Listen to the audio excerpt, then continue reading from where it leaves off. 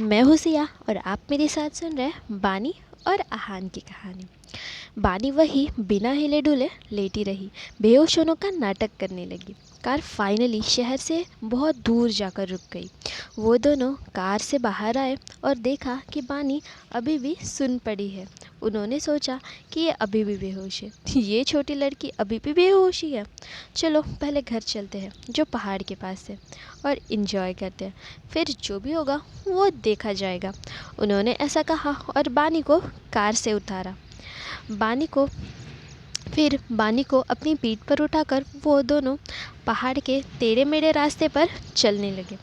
लगभग 40-50 मिनट बाद वो रुके और कहा, हम फाइनली पहुंच गए। मैं बहुत थक गया हूँ यार। बानी ने आंखें बंद ही रखी।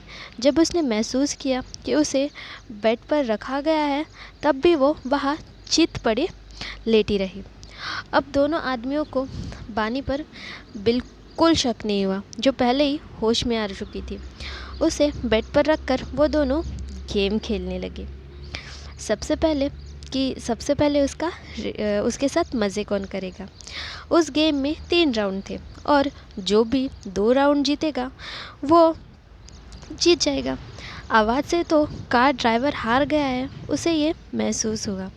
वो कोसते हुए बोला, यार तुम हमेशा ही जीत जाते हो। तुम हमेशा मुझसे हर काम में आगे होते हो। चलो कोई नहीं, मैं बाहर जाता हूँ और सिगरेट स्मोक करता हूँ। तुम जल्दी करो। वो कोसते हुए बाहर चला गया। जिस आदमी ने बानी का मुंह ढका था वो उसके पास आया और उसके आंखों की पट्टी खोली। बानी के हाथ पैर दोनों ही बंधे हुए थे।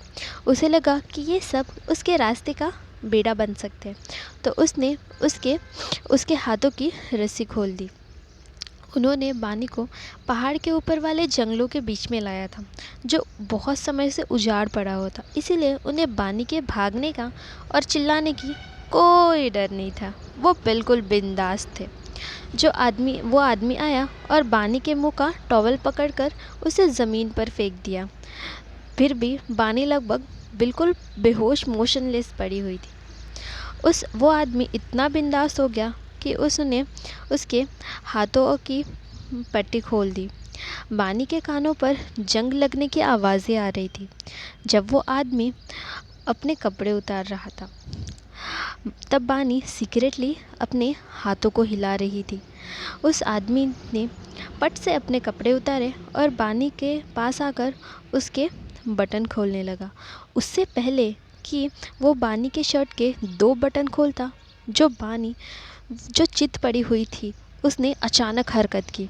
उसने जल्दी से अपना हेयर पिन निकाला और उसके चेहरे को स्टैप किया। वो एक नुकीला पिन था।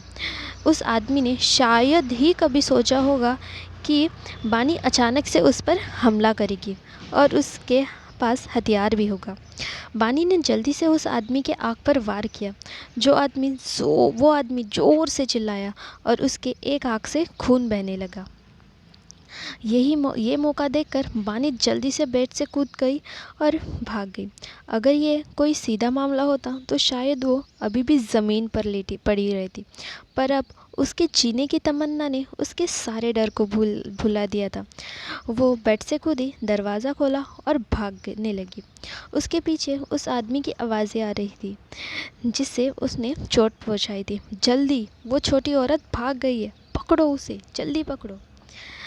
गेम हारने के बाद वो आदमी बाहर सिगरेट पीने चला गया, पर जैसे ही उसने चीख सुनी उसने सिगरेट को फेंका और अंदर भाग गया। उसके साथी ने अपने आँख को पकड़कर कहा, जाओ जल्दी पकड़ो उसे, किलर पिच कहेगी, उसकी हिम्मत कैसे हुई मुझे मारने की। डोंट वरी, वो भाग नहीं सकती। उसने अपने साथी को सहानुभूति दी और बाहर बानी के पीछे भाग गया। यह पहाड़ी एरिया था, रास्ते बहुत पथरीले और रात का भी समय था। बानी आगे भागती रही और हेल्प के लिए पुकारती रही। उसकी आवाज़ें वह एरिया में गूंज रही थी और उसके पीछे कदमों की आवाज़ें भी आ रही थी। बानी इतना डर गई कि वो पागलों की तरह भागने लगी। अचानक उसका पैर मुड़ा और वो गिरी और पहाड़ के नीचे गिरने लगी। उसके पीछे के इंसान ने सोचा ही नहीं कि ऐसा होगा। जब वो सदमे में ही था, उसे आस पास फ्लैश लाइट्स और कदमों की आवाज़ें सुनाई। Oh no! अब यहाँ कौन आया है? क्या इस चुड़ैल के साथी होंगे?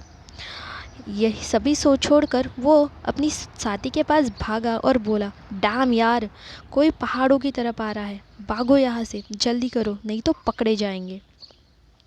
क्या चुड़ैल? वो चुड़ैल कहाँ है? उसकी हिम्मत कैसे हुई मुझ पर हमला करने की? कसम से मैं उसे जान से मार दूंगा, बिल्कुल नहीं छोड़ूंगा।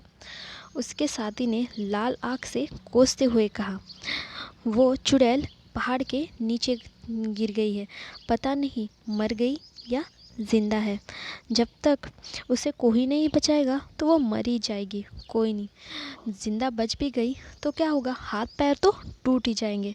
पर यहाँ से जल्दी भागते हैं हम लोग, अगर नहीं तो पकड़े जाएंगे।